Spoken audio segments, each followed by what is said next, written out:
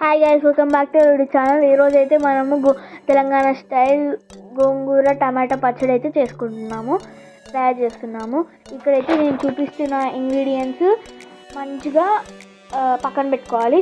ఇప్పుడైతే dry roast చేసుకోవాలి. నువ్వులను డ్రై రోస్ట్ చేసుకున్న తర్వాత కొద్దిగా ఆయిల్ వేసేసుకొని పచ్చిమిర్చిని ఎంచుకోవాలి. తర్వాత ఆయిల్ వేసుకొని మళ్ళీ వేరే కడాయిలో ఆయిల్ వేసుకొని ఇప్పుడు గోంగూర ఆకులు అయితే వేసేసుకోవాలి. వేసుకున్న తర్వాత టమాటోస్ కూడా దాంట్లోనే వేసేసుకోవాలి.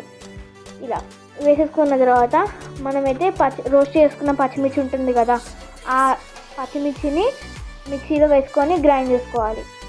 నెక్స్ట్ ఆ పేస్ట్ని అయితే పక్కన పెట్టుకోవాలి. తర్వాత జీలకర్ర అండ్ ఎల్లిపాయ మిక్సీలోకి తీసుకొని గ్రైండ్ చేసుకోవాలి. అవి కూడా పక్కన పెట్టుకోవాలి. తర్వాత ఈ